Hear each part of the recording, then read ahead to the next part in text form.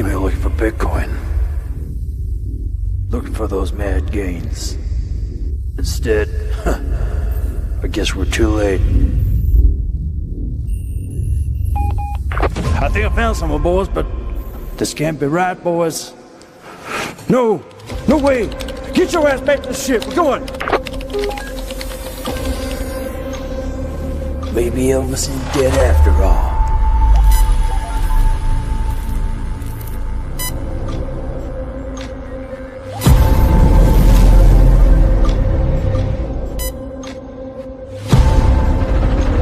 This is Radar Command. Prepare for incoming troll attack. The data, it's all coming so fast. This is off the Richter. This is bridge to command. Reset all coordinates to Pulse Bitcoin.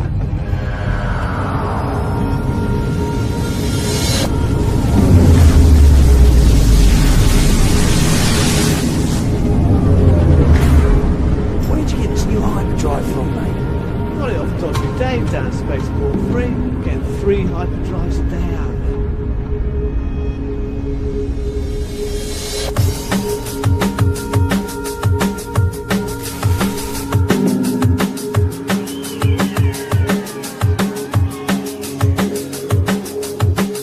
Ladies and gentlemen, welcome to the show.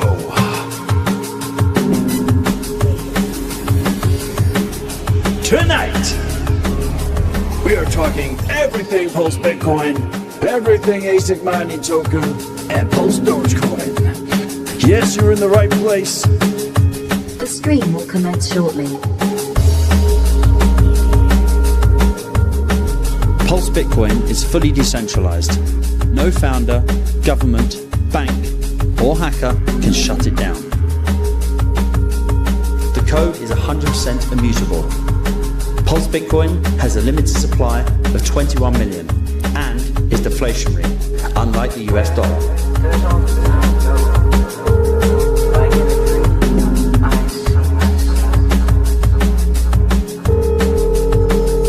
Hey man, I heard about this Pulse Bitcoin thing, man. It's just really awesome. How the hell do we get some? Give me a website, man. Where do I buy it?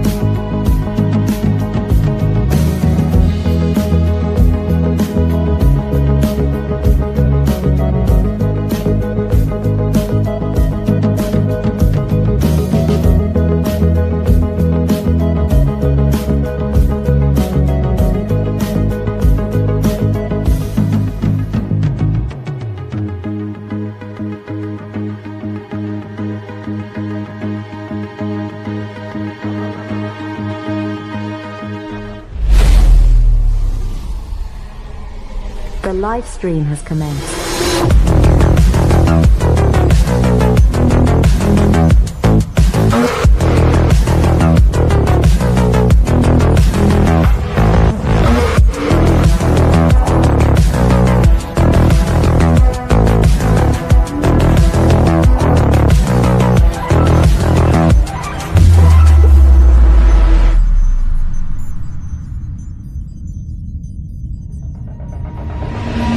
If you are receiving this transmission, you are the solution.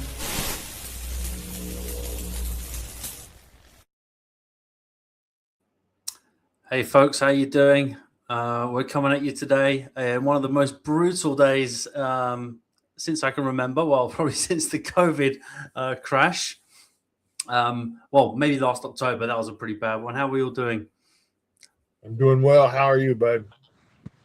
Doing okay. Not crying into my soup yet. How are you doing, DeFi Nation? I'm doing good, but I haven't even seen what you're talking about. Was there a market crash today? I haven't checked charts today. Oh, you haven't seen it? Do you want to lie down? The whole day, yeah. I've been away from my phone, so I haven't checked. Yeah, maybe you should lie down. Then we'll break it to you gently. So, I heard something about Zcash. Something happened with Zcash. Well, the market, the dump has continued with Bitcoin, it seems.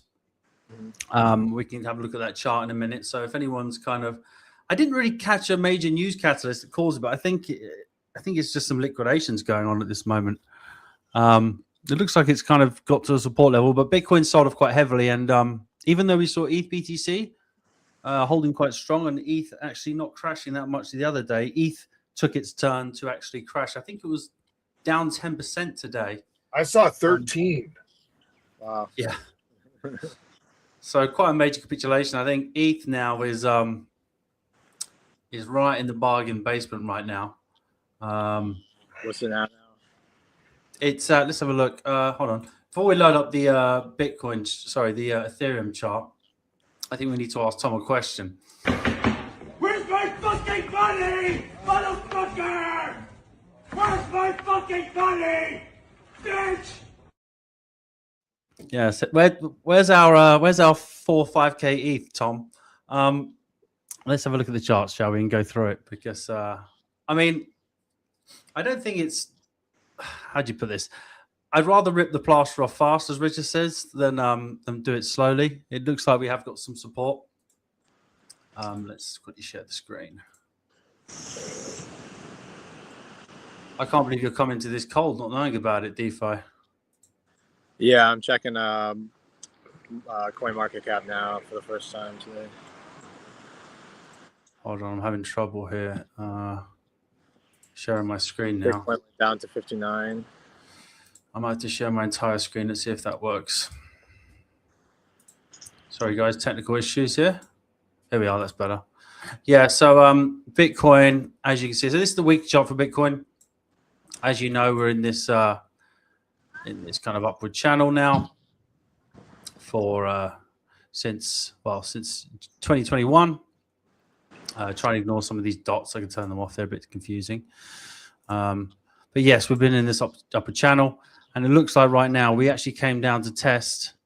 So I thought, to be honest with you, that we were going to have a fake out around here on this bear flag and keep up, but I was wrong there quite clearly. So we have come down here. We tested, obviously, this area, and now we've come down again. And the good thing is, we've just actually broken the support slightly of this upward channel. But what we're doing is we're kind of bouncing off, we're trying to bounce off this 200-day moving average on the weekly.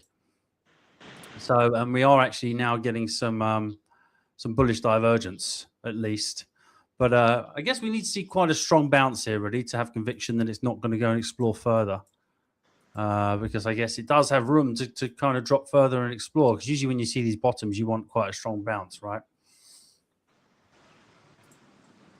I should probably load that. That is pretty far out of that channel, yeah? Yeah, I think the channel was kind of around 63, 64.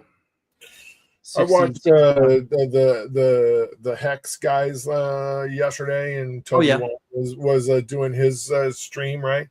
Yeah, and I think outside of his channel too now, right? You're probably a very similar channel. Right, I see. Yeah, that's brutal. I mean, yeah, just hopefully we can kind of keep this. I mean, what I'm hoping is we've come down before to this 200-day moving average. We've gone a little bit lower, then made our way above it. Maybe to kind of liquidate the people that are thinking the 200 days is going to save them. Otherwise, it looks like we're going to come down to somewhere like 53, right? If we don't it looks like they might want to do another leg down. Maybe we stabilize, bounce a bit, and then go down again. But who knows? At this point, everyone's got a guess, and no one really knows, do they?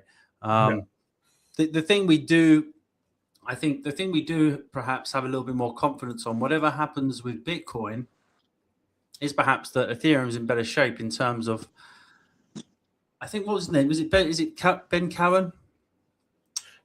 I can't remember his name now. Right. Do you think that this is being driven by the financial markets too, right? Because I think the stocks crashed today, didn't they? Yeah, the stocks looks just as bad, if not worse. Last time I looked, the stock market had lost 1.3 trillion in value today. Yeah, I mean, do you know what the catalyst for that was? I wasn't sure. Or was there not one? There's not always one, is there? I mean, I think we had the farm payroll job figures actually come in above what was expected. So more job creation than we expected today. I don't know what kicked this off.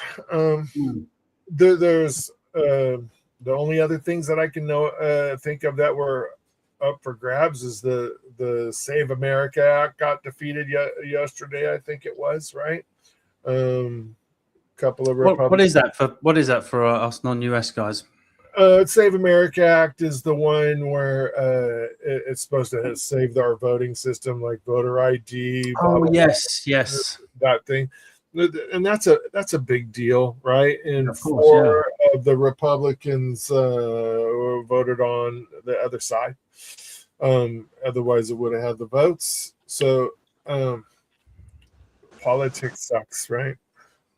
Yeah, but we're certainly not winning with Trump yet, are we? But I guess if you're in the stock market or the gold market, you had a brief time to win. But I think everything's in rotation, right? So I think gold's had their turn, silver's had their turn, tech stocks have had their turn, and hopefully, we have got some positive stuff coming up. We've also got potentially a Clarity Act coming in. We've got potentially. Oh, sorry, I had a whole list of things. My head is going completely clear today. Sorry. For a while there, we were getting a new all-time high once a week, right, in the stock market. Yeah. So that's bound to drop off eventually. You can't have that. We all know that. We're in crypto, right? Eventually, that comes down. But I mean, that could be good for us, right? Because if the stock market does cool off for a bit, buyers are going to be looking. They say, well, gold and silver has already had its run. I guess they've got commodities like copper they could go into that probably possibly still could run up, that are cheap, that could run up. And then they're probably looking at crypto and thinking, well, Bitcoin, I might not want to invest in Bitcoin till October, but then if it bounces sooner. But Ethereum, the interesting thing is, I think Ben Cowan said that, and this is something I was kind of talking about the last few weeks, is it looks like in 2022, alts bottomed about 5 months before Bitcoin bottomed, which is really interesting. And it looks like, because we're having the copper to gold start going up now, and we're saying we're going to business expansion for 4 or 5 months now with PMI above 50, and alts being murdered so badly. Like we saw it even with Hex on Ethereum, eHex. Even though the markets have been crashing, you get 5%, 10% down day on ETH. This would usually be up to 20% down on an altcoin, or 30% even. And what we're seeing is ETH actually holding up really well and actually gaining in relative strength. Sorry, Hex gaining in relative strength against ETH. So what we could possibly, and others BTC looks like it's holding really well. So what we could potentially see is, even if Bitcoin has a little bit more downside, even Cohen said that ETH could potentially bottom in June. So we could start getting that final rotation, ETH BTC start to pick up. ETH could recover quicker, as industrial metals recover, as the business cycle recovers. And we can actually, even though Bitcoin might still be going sideways and down a little bit, ETH might start to go up a little bit, crawl its way back up to 2,000. And some alts, not all alts, but some alts might start catching some bids. So it could still potentially be quite good for something like PulseChain, something like Hex that's had so long to sell off. Just potentially, guys. No promises, but I'm something happened. Was there like an inflation bug or something with the Zcash? Because I saw Richard Hart tweeting about it. Yes. Let me see if I can pull something up about that. Do you guys know anything about that one? I just saw that. No, I just read his post also. I mean, I was trading that one. I actually got out 2 days ago because I saw a Head and Shoulders appear. That was lucky, really. I got out because I mean that was a nasty crash. I think they crashed about 30% at the height today. Yeah, it's down. Yes, I believe they said there's some sort of inflation bug that they discovered, right? And they don't know if anyone actually exploited it because it's so private, right? So they don't know if anyone actually exploited it. So they've got no way to check in everyone's wallets if they've. That's crazy, right? Yeah. So I think they obviously announced it. Oh, guys, there's an inflation bug. We fixed it, but someone may or may not have already printed loads of tokens. So that was enough for everyone to go. It's the downside of a privacy coins, right? What happened? Spooked like Bitcoin. Maybe that's the reason why the rest of the alts kind of took a hit. Or I think we were still. I think we were still crashing off from the Bitcoin. I think the Bitcoin kind of started crashing, didn't it? It hadn't finished its move. I think it broke that support just above us where we were yesterday. What was it, around 73? And I think once it broke, I think a lot of people lined up a lot of longs. They just got flushed out. They wanted to come down and test this 200 day. So we'll see what happens. PulseChain, again, let's have a quick look at Hex because Hex has been doing something interesting. Oh, let's quickly have a look at this one first. Let's have a look at crypto total market cap excluding Bitcoin and ETH, just to make everyone feel a little bit better, perhaps.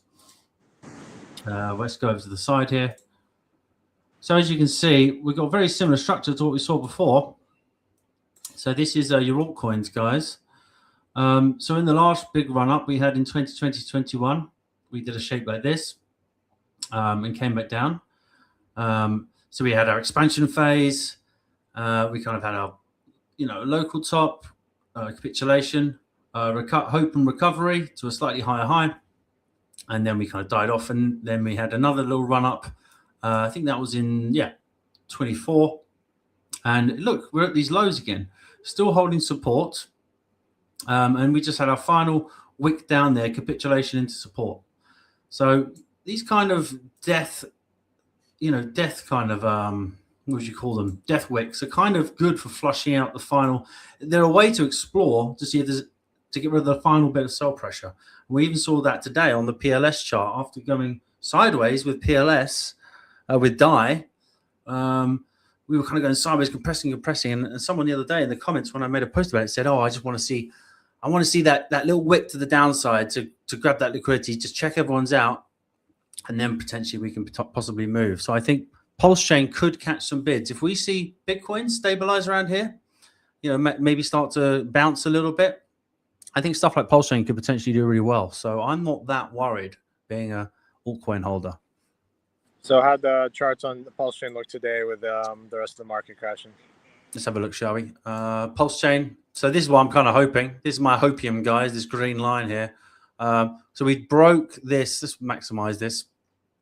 So we broke this ice line. This is the one we were kind of bouncing along now since, let's say, 22nd of March, giving us all that hopium that we'd bottomed. And literally someone said, "Oh, we might need that Wyckoff style flush below." Hopefully this is it. If Bitcoin dumps again, maybe we come down and test the bottom of this wedge. But this is a bullish pattern. Let's hope it breaks out to the upside, But not too bad, really. Not a bad day. Only down 3.42% in 24 hours, which is nothing compared to what some of these, compared to what ETH's done, right? I mean, ETH was bad. I think Bitcoin at one point today was a little over 5%. Maybe it hit 6% down. But even things like NVIDIA were down 6% today, or in the high fives. And someone said the other day, talking about that rotation, NVIDIA, for example, I think NVIDIA, all the money in NVIDIA is worth more than all of crypto or something. That is 100% true. So we only, let's say these stocks start to top out and people start looking at Bitcoin, they'll go, Bitcoin's cheap. NVIDIA's Whenever you expensive. get those Goliaths here in the valley, right? I live there in Silicon Valley, right? There was a point in time where Apple had enough cash on hand to be the 10th largest market cap stock in just cash. Wow.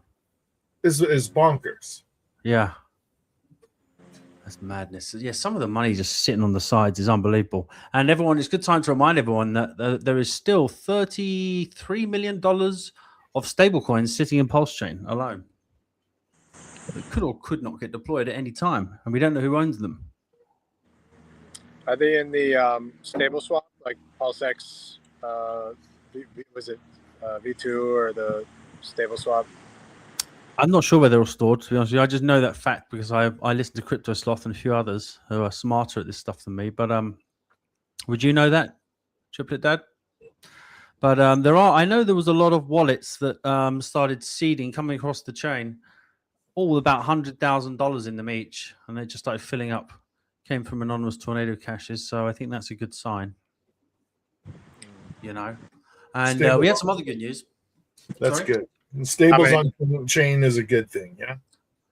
Of course, how many it is, yeah. PulseChain users are bridging that much from tornado cash, that like amount of like capital, Yeah, I mean, $33 million of buy pressure could be deployed. But why are you bridging it over if it's stable coins and you're not farming with it? Yeah. What else? You're probably waiting for a bottom, aren't you? Or where you think capitulation is started, so you can start buying up. I mean, that's why I bridge over stable coins. I bridged over a meager amount a few days ago, and it sits there waiting for a bottom to buy. So that's the kind of stuff we see. Quick hello in the chat. Thanks, guys, for coming. Please share the stream. We're trying to spread some positivity today, and also we've got some announcements from Tripletdad coming. What else? Yeah. Oh, we got other good news as well. We had Richard Hart get covered today by. Have you heard this, Ben? I haven't. So what was it? Bitcoin News, I believe it was. Yeah. See if I can find it here. Bitcoin News, who are kind of Bitcoin Maxi channel. Here we are. Let me share this one. In case, because I know a lot of you have been working, and I forget sometimes that a lot of you have jobs and working, and you and people like us that sit here watching this stuff all day, we assume you already know this stuff. Let's quickly share it. Right. Here we are. Can you see this okay? Let me move myself over to the side. Probably can't see that great, can you? But it says, so this is bitcoin.com news, at Bitcoin News, and they randomly decided to make a video, an article talking about Richard Hart. So it says, crypto's created a lot of loud personalities, and then there's Richard Hart. Luxury watches, Ferraris, Hex, PulseChain, one of the most loyal communities in crypto. Love him or hate him, nobody ignores Richard Hart. I don't know if you can hear this. Tied to Let's play a little watches, Ferraris, designer clothes, and one of the most dedicated communities in crypto.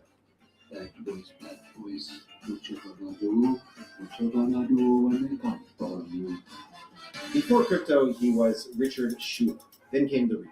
Richard Hart built a massive online following through live streams, debates, and relentless self-promotion. Confident, direct, addictive.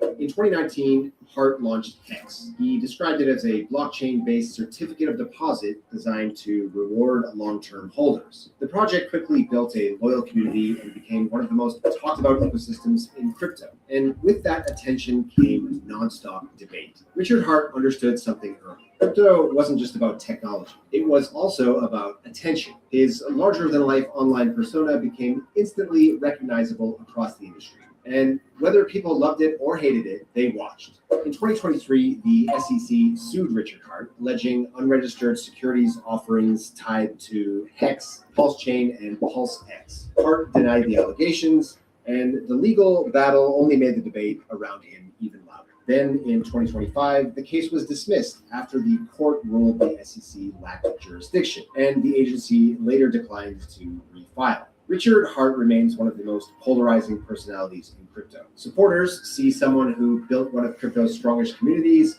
and fought regulators head on. Critics still question the ecosystem and the culture surrounding it, but one thing is undeniable. Nobody ignores Richard Hart.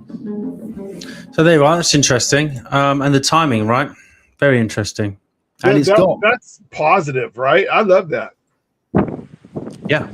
I mean, it's got way more views than any of their other stuff. I was checking some of their engagement. They're getting like 6,000 views on most of their posts. That one's got around over 75,000. Plus the views of the people that retweeted it. And the PulseChain army still remains strong, despite being in the bottom, despite low viewing numbers on the channels right now, despite the quiet Telegram rooms. People still come out on X in huge numbers to support Richard, which is really bullish for me. And what good timing. I'm not sure if that was a paid promotion, someone in the community maybe, or if it was just organic. But I think it's a really good marketing for everyone to come out so strong in the comments there, for them themselves to get such a boost in their viewing numbers. And such good timing when everything in the altcoins is running.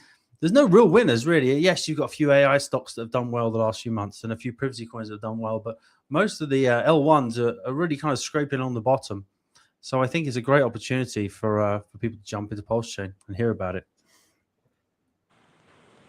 Yeah, that is probably one of the more positive videos that another community has put out regarding Richard Hart in a long time. Right, that was fantastic. Yeah, I was so surprised there was no subtle kind of digs there. Yeah, there wasn't. There was no mentioning of things that I'm not going to mention. Right, there was just a ton of positivity there. He is polarizing, and stating that in the video is pretty. That goes without saying. But holy mackerel, that was a great video. Yeah, for sure. Had like SPF and his girlfriend and all the kind of bad players in the beginning, though. That's true. That little slideshow, including him inside that slideshow, was a little wrecked. But what are you going to do? You can't direct everything. What did it show with the girlfriends? Yeah, who was the one? Carolyn something, the one that like she ran the Capital SPF and then did like a lot of shady stuff. Sam Bankman's lady friend. Oh, I never that was on the island and everybody was all methed up and stuff. Remember her? No. I never really followed that story. Oh man, sounds like I should have. Yeah, it was a nerd crypto version of P. Diddy with farming. Called the freak offs. They were having like freak offs in the Bahamas with like Adderall and nerds. Yeah. Oh man. So you've got an announcement for us. I think you've launched something. You're about to launch something. I am about to launch something, and this is the first show I've actually come on and talked about it. I just fired up a Telegram room. We're doing a thing called VersaVault.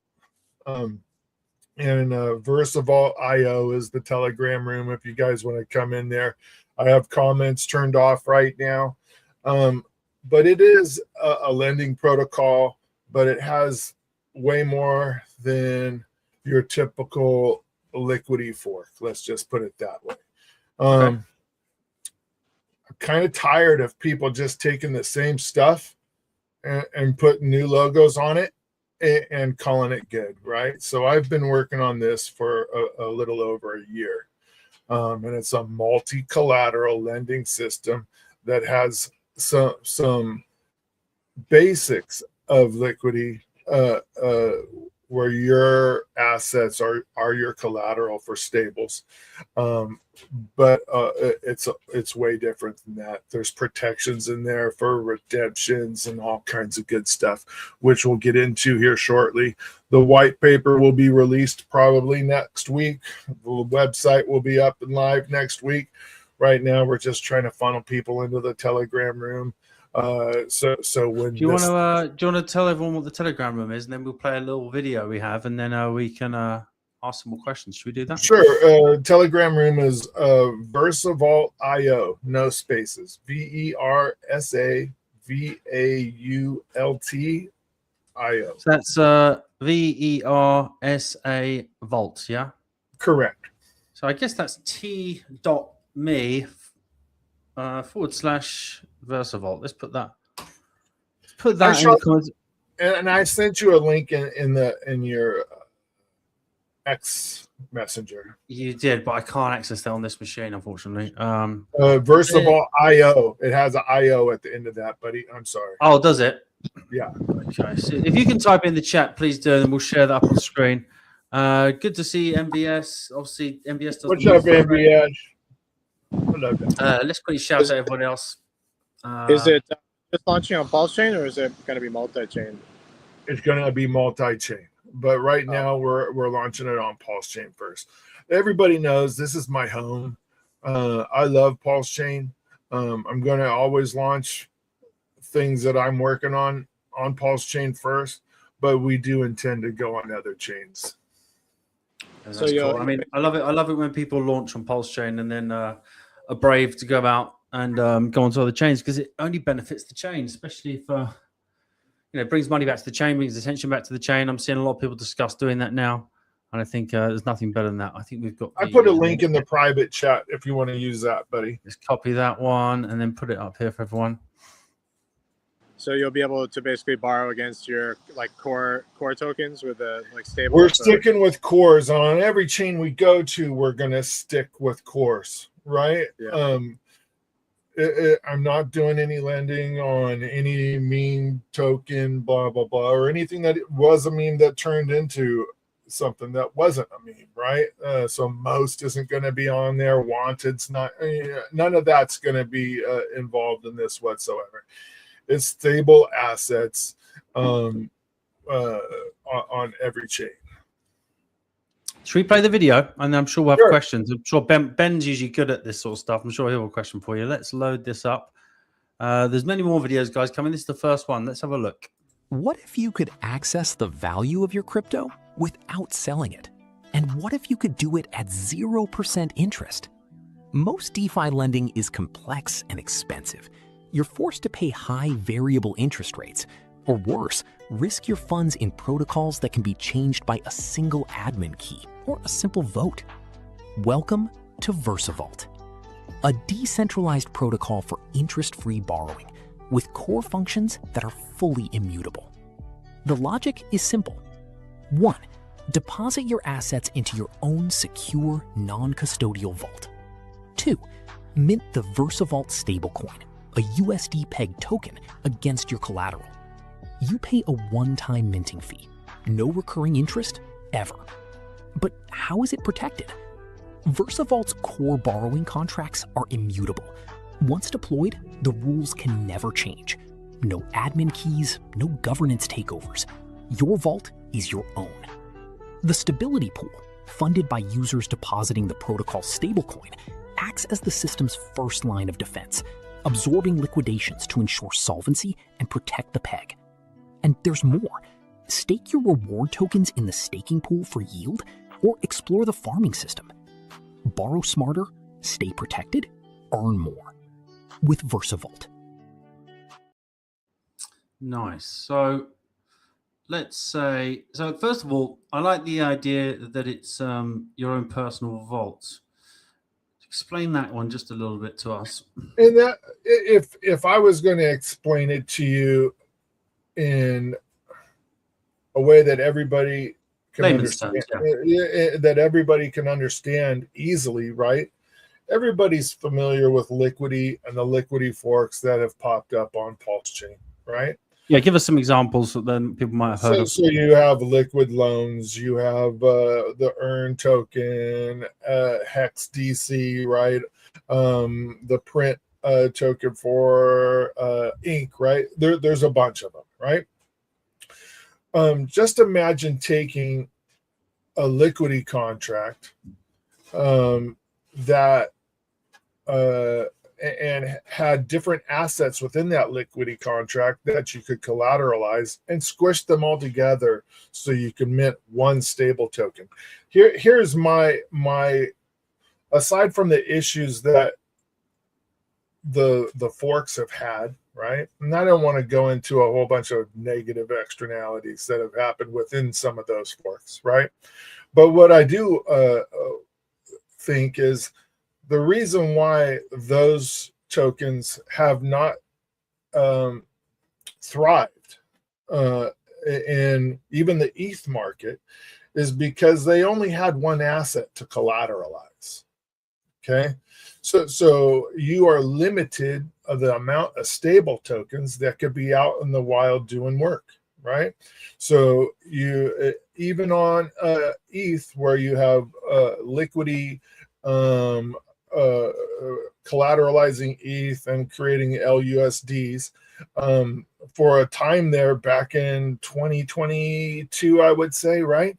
They came out with a thing called chicken bonds because there was not enough liquidity for the stable coin within that ecosystem. They had low liquidity. So you did this whole thing where you put your stable coins in there and you got a fake stable coin back, and it slowly grew over time, but eventually those stable coins came back to you over time, right? That's the problem. So, but imagine a liquidity that collateralized ETH and wrapped BTC and Chainlink. The pot that you're drawing from for liquidity becomes exponentially larger, right? So we're going to limit it on PulseChain to 6 tokens, right? And we're talking about cores plus ETH. And where we go from there. Yeah, I mean, we need more ETH on chain, so that would be nice. Yeah, I'm trying to attract ETH bros over here, right? The rewards that you get over on liquidity over on Ethereum proper, right?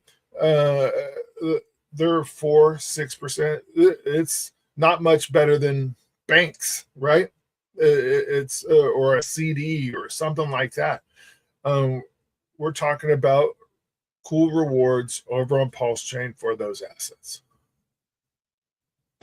So is it going to have like a stability pool like liquid loans and earn have with the token?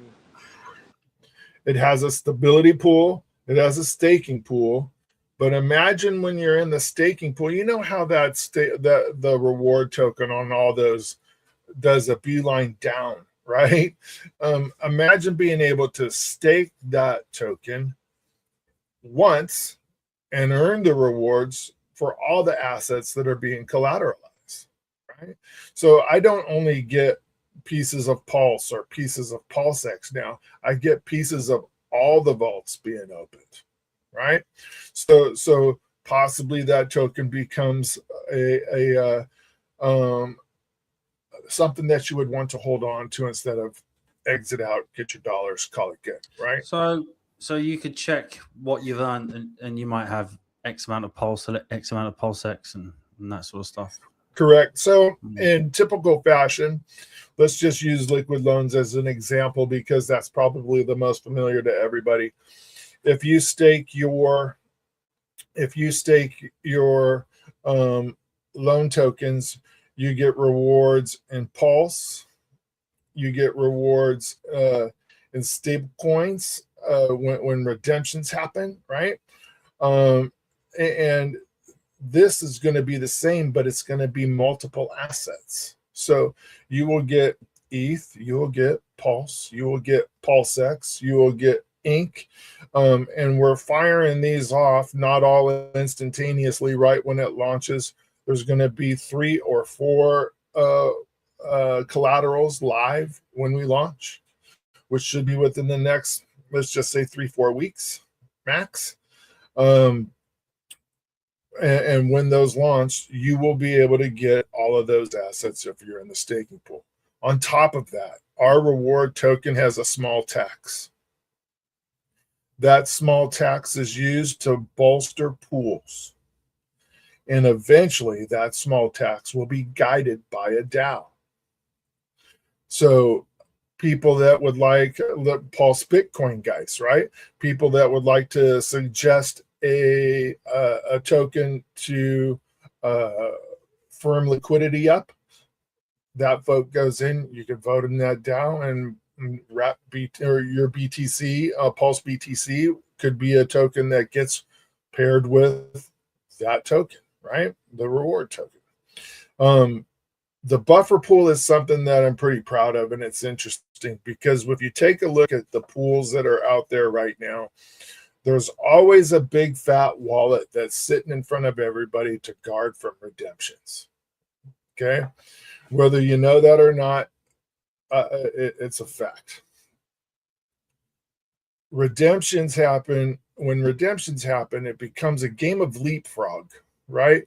Of who's going to be the lowest wallet that's going to get redeemed on. You may not get redeemed on. I got redeemed on for over 400 million freaking tokens once, right? Pulse token. But in our system, when you're looking at the buffer pool, consider the buffer pool as a pool that sits in front of all the wallets. So if you redeem tokens, if you redeem your dollars for Pulse, or redeem them for ETH, or redeem them for PulseX, it comes out of that pool before it touches wallets. Right. Okay, that makes sense. I haven't actually, believe it or not, I've never actually used a liquidity fork, so I'm kind of I'm kind of trying to, yeah, it kind of makes sense in my head. Yeah. So when they came into the ecosystem, the community, right? I was all for liquid loans. We were the largest pool for liquid loans. Magic Carpet Ride had a $9 million pool for liquid loans for that SAC.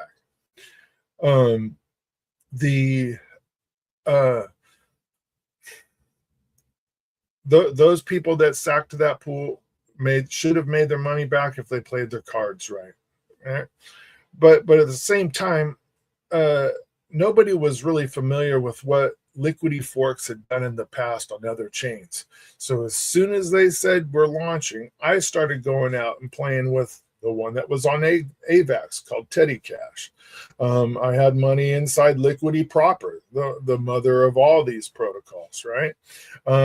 There was one on BTC called Fluid. There was one on Phantom, right? And I was watching where the downfalls were and what happened when these things started to go from hero to zero, right? And I think we're at that point with Liquidity right now. It's not a good deal, right? Once you fall in that 200 vault range is what I'll say, because everybody's vaults are different size. Things get a little dicey. I don't want to be the impetus for a mass exodus of that, right? I think it's stable for now, but at the same time, I'm trying to put up a protocol out there that could solve those issues. I don't want the guy that says, I want to take 130%, I want to be at 130% collateral ratio. I don't want him to worry about whether he's going to be the low guy on the totem pole, right? It makes sense for everybody involved in that system for him to take his the capital that he wants and not have him worried about being redeemed on. Yeah, when PulseChain first launched, I loaded a pretty good amount of stable coins in like the liquid loans and the Earn protocol stability pools, and I think I cashed out like over 50 grand in between the two in like 2 or 3 months. So it works good for like good like purposes like that if you have stables, and there are pretty high rewards in the very beginning, so it's a good time to get in. Yeah, and that's the whole thing is if I'm able to launch other tokens in this, what's up, Sandy Beach? She's been around our protocol since the beginning. If you're launching additional collateral, the beginning becomes a moving target, right?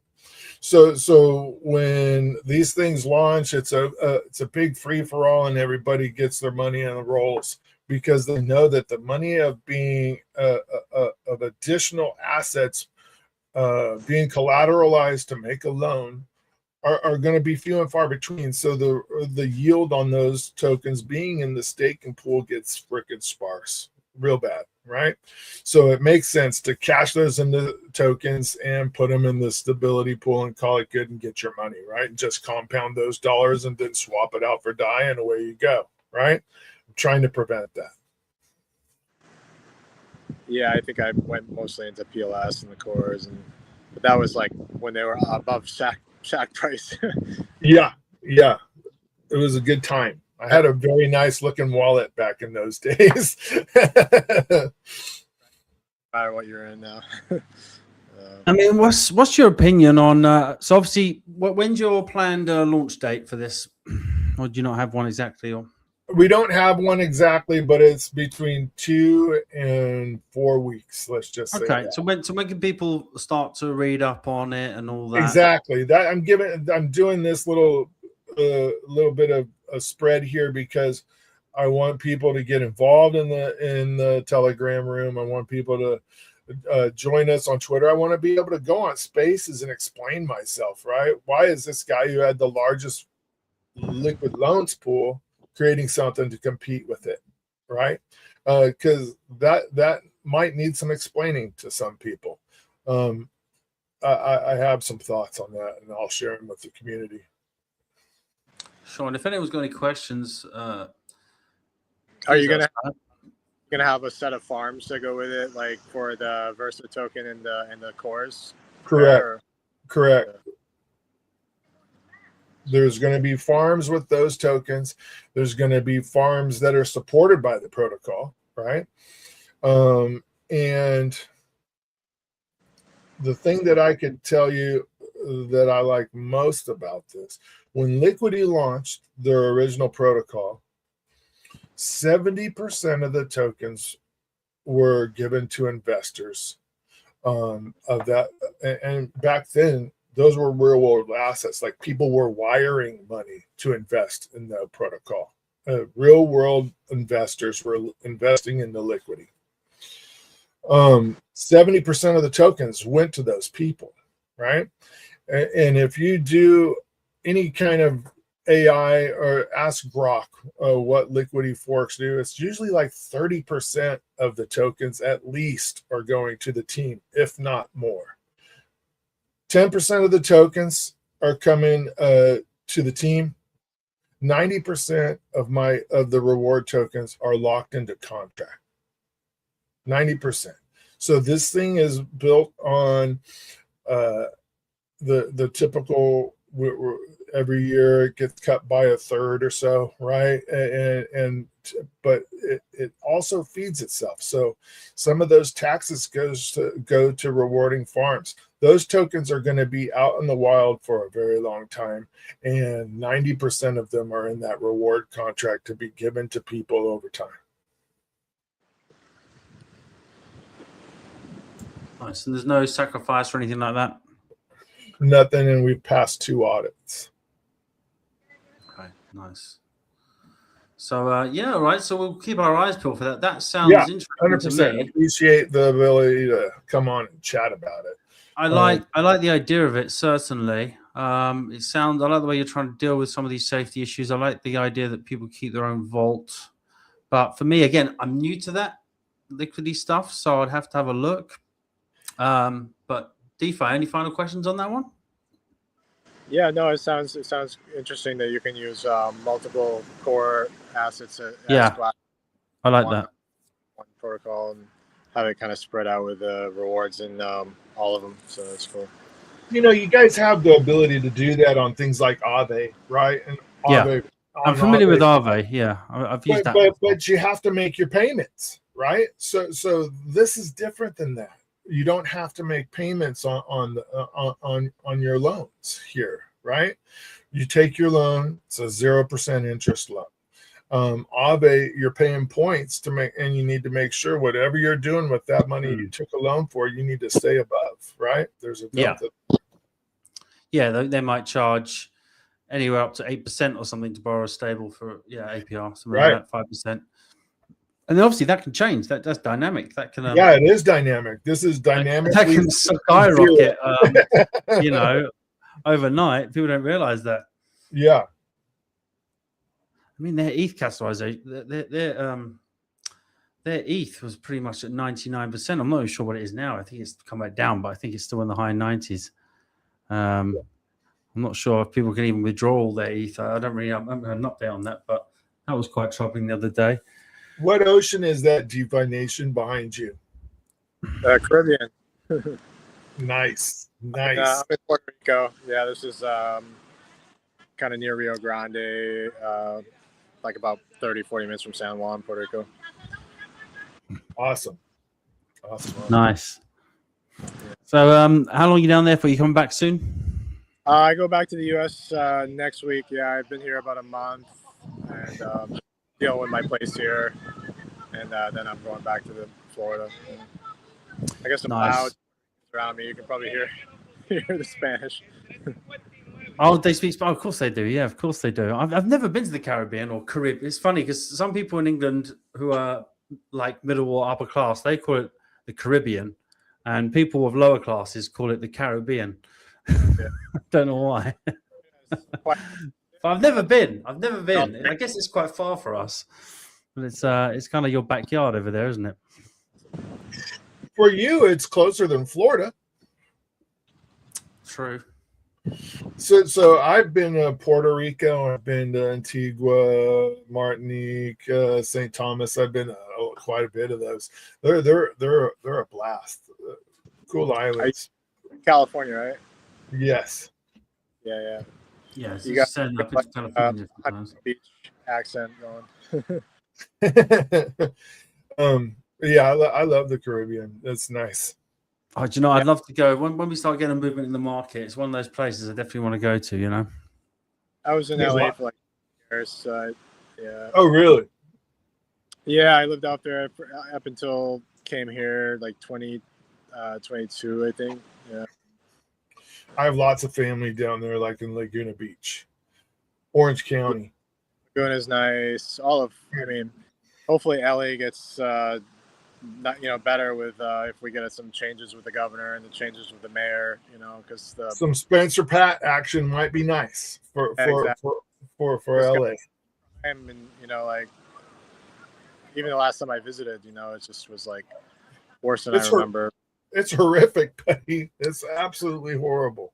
I remember I went there like 15 years ago, or so, I don't know, 10 years ago, and then I went back obviously for a Pulse Bitcoin meetup around 2 years ago, and I'd never seen like homeless, like people with children on the street in any other city, and I was like, this is supposed to be one of the richest countries in the world, and there's literal children sitting on the street. I thought it was just crazy, and the amount of crack addicts walking around, it was just unbelievable. It's a shame. That now you can just go like anywhere. Venice got really bad. Where I was like really close to Venice Beach. Yes, I remember loads of homeless appeared. All tents appeared up. We have the same thing in London, so it's not just down there. We have tent cities popping up on the most expensive roads in London. It seems to be a problem of the West, I would say.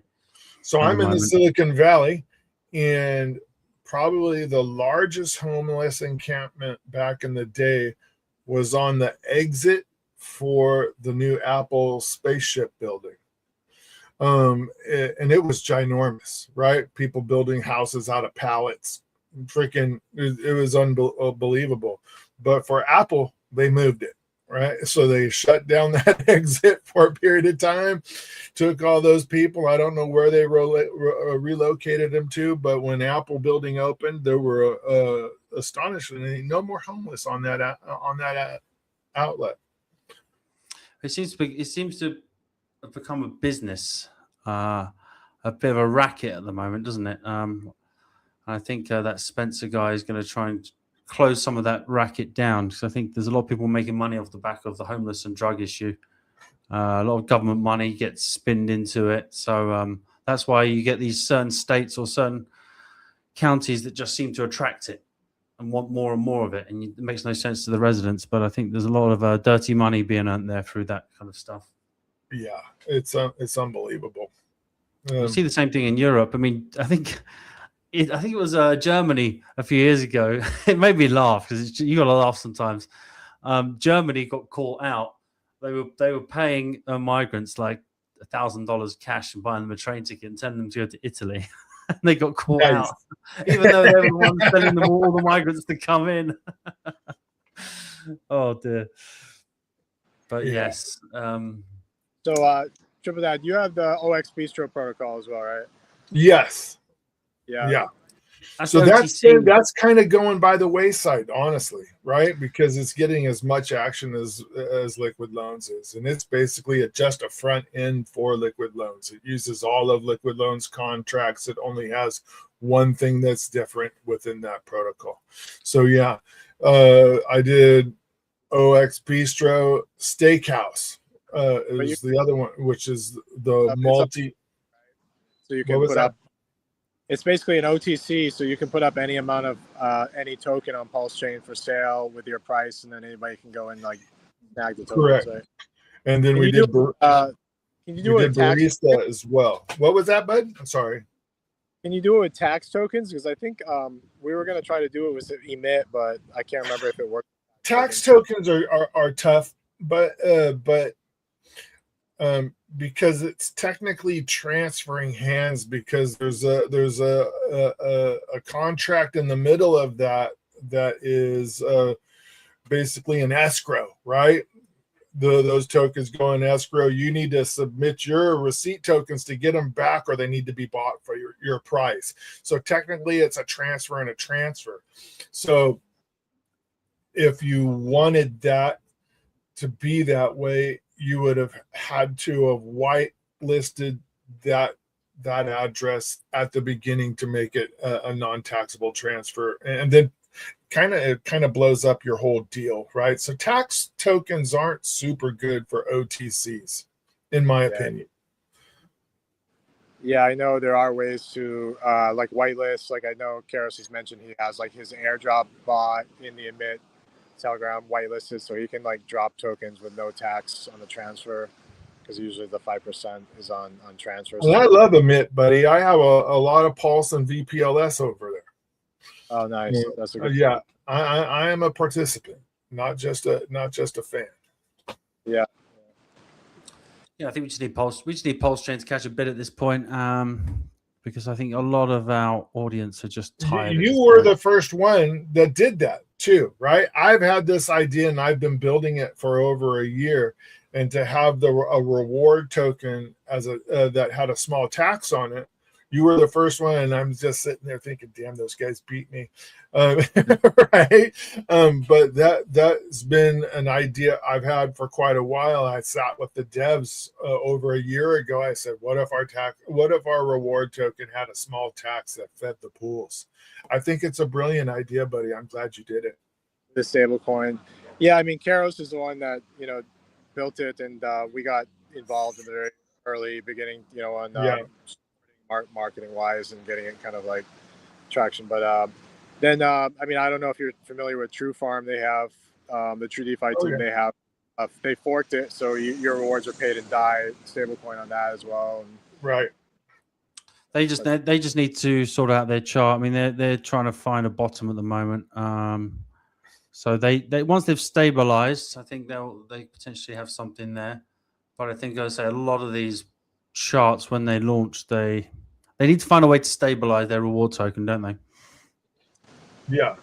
It's kind of having its discovery, because like emit did the same. It went up a lot in the beginning launch, and then it had a long sell off, and then it pumped a lot after. I mean, I think its bottom was like 25-30 cents. It pumped back up to $3, something like that, and that was actually in part from also the SRE treasury on the True2X, which is from True DeFi. They came in and bought up, I think, like 40,000 emit tokens when they first launched, because they had quite a bit of PLS from the SRE treasury funds from the early deposits on the True2X protocol. So they just went and bought up a major portion of that single side stake pool, which pumped the emit price from like, I think it was at 25 cents at that time, brought it back up to like $2. So it was over $1 last week. I went and checked my farms. It's doing awesome. Yeah, it stayed over $1. It hasn't gone. This is the first time it's gone below $1, because it was kind of in the $1.20, $1.30 range for a while. So that's like a 4 or 5x off its all-time low, when PLS and Hex and the cores are at all-time low right now. So I don't think there's ever been a reward token farming reward token, at least on PulseChain, that has held up as well with the chart and the price action. So what was the high for Ink, you guys? What was the highest day for Ink? It was freaking insane. Oh yeah, $80 on launch, I think. It was bonkers. There was some people making crazy money on that in the first. Yeah, there was. It was. But I think someone said to me the other day, who was criticizing PulseChain, he said, the problem is with you guys, you're all trying to make yield from each other, and there's no fresh money coming in. What would you guys say to that? I'm trying to fix that by having ETH in my protocol. I'm trying to lure other people from other chains to come over to PulseChain. I think that's a true statement in some form or fashion. There's a lot of people doing outreach. There's a lot of people doing the tablet thing. I am one of the people that's helping with the tablets, right? I've gone to every meetup on the West Coast and every major thing that's happened in Vegas. I go dirt bike riding with freaking people in this chain. I try to spread the word as much as I can. I'm going to be a hub for the tablets. I just have a couple of things to work on this launch. Then I'm going down there and picking up like 3 pallets of crap and bringing it back up here and distributing things all over Northern California. I think there's a lot of people taking action to get the word out, but I don't think there's any protocols that leverage bridged tokens, not copies, because I am one of the people who thinks that was a stupid idea, right? It's worked out for some, certainly in hindsight, yes, definitely. Yeah, not for most, right? But I believe that if you had some people that went over or made a protocol that used wrapped ETH, if you brought or made something that used BTC, that used Link, that might be a good thing. People will bridge tokens. Now, are they going to take your yield, turn it into USC, and send it back to ETH? Maybe, right? But we get some transactions over here. Some will stay, some won't. But it would be a net positive.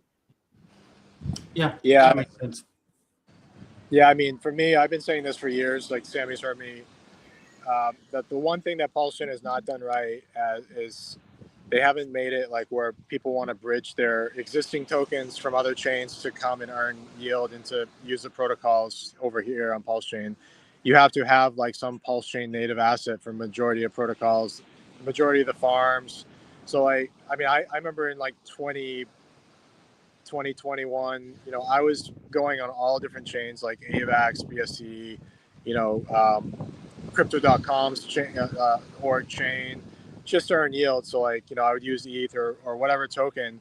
And if there was an opportunity on one chain, I would find a way to bridge over and get into farm or get into the stake pools just to earn that yield. So if PulseChain's on like DeFi Llama and you're earning a high yield on ETH or wrapped BTC, that could actually bring people over to the chain. But everybody's basically just using native assets only. Like you have to have Hex, you have to have PLS or the cores, or you have to have the alts or launch here for the majority of the yield.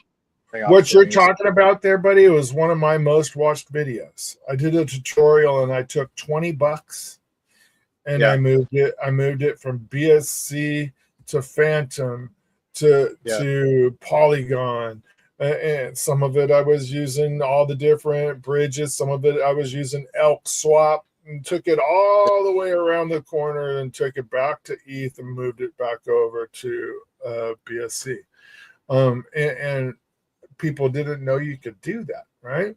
I love what you're doing. I think that's exactly what needs to happen. There needs to be some kind of firestorm over here where people bridge a bunch of money over here, take advantage of that yield, and some of them stay. Some of them do stay. Yeah, like at one point we were talking of DeFi, doesn't it? It really does. At one point we were talking to Karos about doing a farm category that's like a crypto.com, or like, I mean, a coin market cap top 100 or top 20 category where it's only other like non PulseChain tokens, you know, ETH, AVAX, like BSC, and then have people discover those farms where they can use their existing tokens. They don't have to buy into a native, you know, token to get in there. And we never really got it up, but you know, maybe in the future. So. I think it's a good move.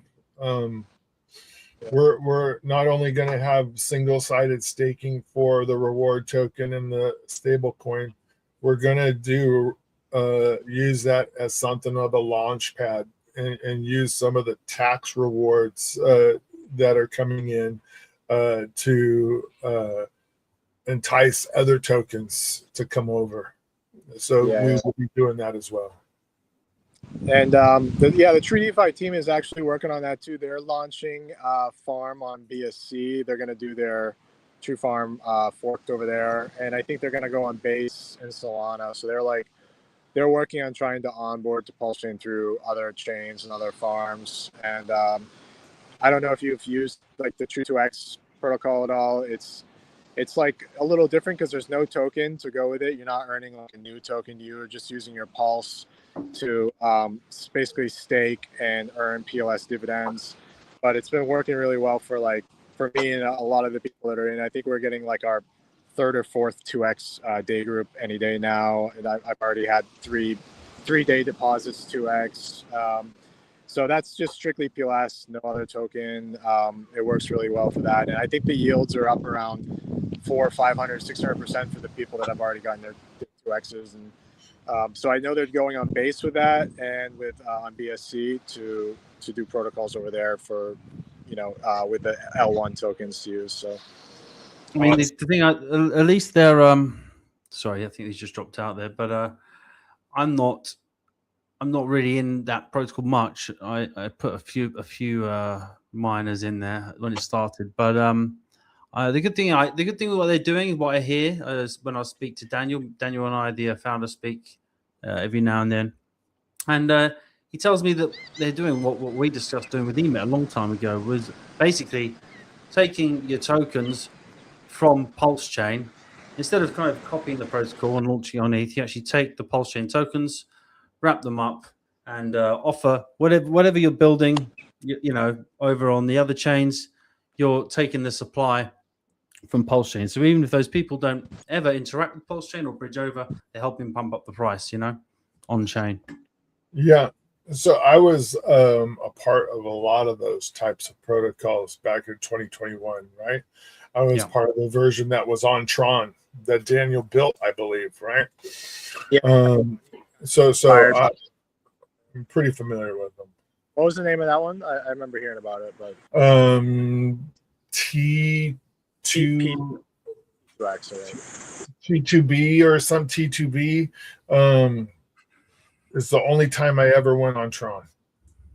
Yeah, I haven't really gone on Tron.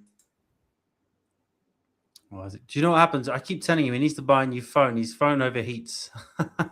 That's why we can only stream after like dusk. After like, come on, bro, get a new phone. It's not that bad. I know PulseChain's testing all of us right now, but yeah. Do you know what? I think we'll call it on this one if that's all right with you. It's a late night. I'm good, bud. I appreciate you letting me come on here and explain some of my goods and services, right? I'm excited to see it, to be honest. I'm excited to see it. It sounds like it's interesting. I trust you. It sounds like you've given this one a lot of thought. It's not something just thrown up there. You're working. I remember you mentioning some faint stuff about it to me, probably even like 6 months ago or something. Yeah, and or maybe even a year ago. I've always people that I think of as having some next level crypto experiences that have been out and about in the wild, right? I always bounce some of my ideas off of those guys to get what they thought, right? And some of those ideas have been. I've talked to Famous about it. I've talked to you about it. I've talked to Randy about it. I've talked, all these people that are out there that I thought were next level thinkers when it comes to crypto, not just all in one, something that fits in a box. I've talked to them. Talk to Fast Abdul about. Yeah, nice. And it's very nice for you to pull me with those people, but I don't think I've got half the brain power of some of those folks. But it just shows you we do have a lot of brain power on this chain. We have a lot of innovation going on, and we just need to catch a bid, guys. I know it's been a tough week, but any encouraging words you'd say to anyone that's feeling a bit low about prices before we close out? If you think you're at a bottom, take some of that dry powder that you might have, and it might surprise you in the long run. I think we're getting to that point. I see ETH sticking with a 1. I don't think it goes back down to $800 like it did that a while back, right? Yeah, I think it sticks with a 1, and I think I'm probably going to dump $5,000 into it or something. If it's at these levels, it would make sense. I don't, and I know in the future, ETH will be over my purchase price today. I know that for a fact. I think I agree with you there. And as I say, there's a lot of potentially very bullish stuff coming up this year. Not only with the nano ecosystem. I mean, with Richard Hart, we've got people now knocking on his door asking him for interviews. We got Bitcoin making news stories about him. We could have a deal negotiated. He's got the best lawyers in the world. We could have a deal negotiated any day now with the Finnish government for the tax, and then Interpol could be dropped. And you never know; he could be back streaming, back doing interviews. Prices would absolutely skyrocket. Got the Clarity Act coming in. We potentially got ETH bottoming before Bitcoin potentially, and that could start. I mean, just imagine with the relative strength we've had on chain against ETH.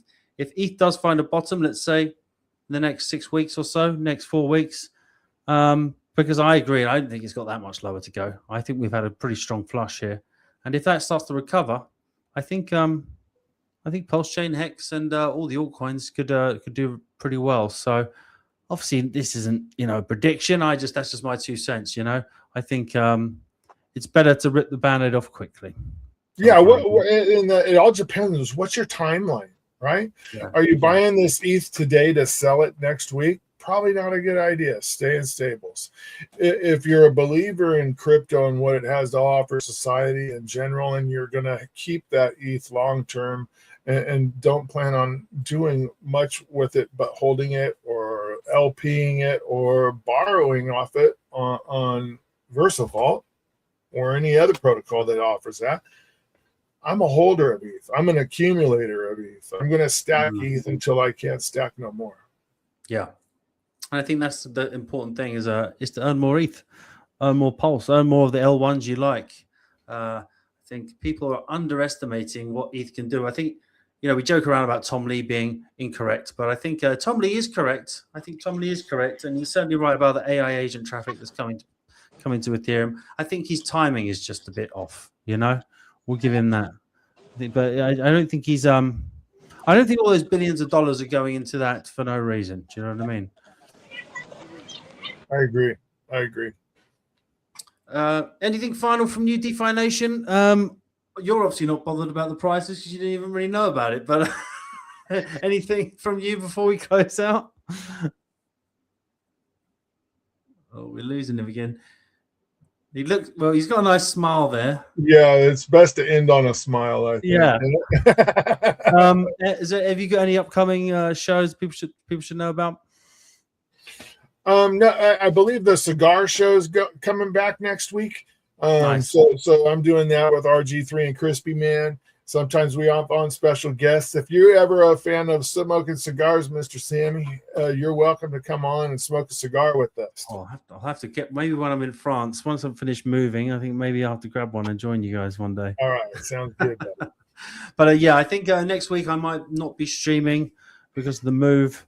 But I'll be on Crypto 7 on Monday morning. Yeah, look out for me there. And then we'll be back to normal schedule. All right. Thanks so much for coming on, Tripletdad. And if you got anything else you want to kind of come on for, or you got any updates for us, just let us know and we'll arrange it. 100% appreciate it, buddy. Thank you. All right. Thanks. Take care. Bye-bye now. Bye-bye.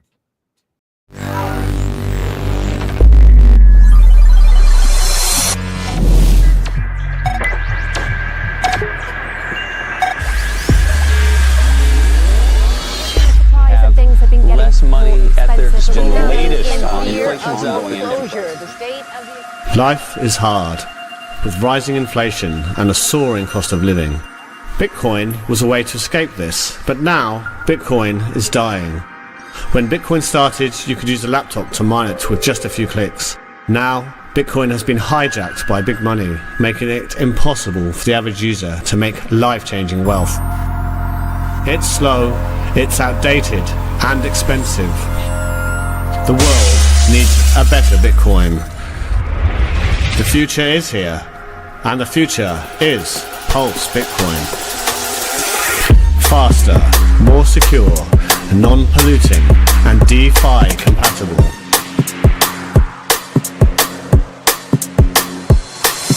Old Bitcoin mining requires expensive mining rigs and costly energy bills, making it almost pointless. With Pulse Bitcoin, you can software mine by staking your ASIC tokens, utilizing proof-of-stake technology on the Ethereum network. It's so easy to participate. Simply buy the ASIC token on Uniswap, then go to pulsebitcoin.app and set them to mine for 30 days. You'll earn 7.5% of the token amount in Pulse Bitcoin every 30 days. Don't want to mine? Easy. Simply buy Pulse Bitcoin on the open market and hold it as a powerful store of value. You are so early. This ecosystem is packed with tokenomics designed to drive the price up. Pay your future self by participating in the most aggressive, price-appreciating ecosystem in existence. A decentralized, peer-to-peer Bitcoin, the way crypto was always meant to be. Go to pulsebitcoin.com. It's time for a better Bitcoin. It's time to make life-changing wealth.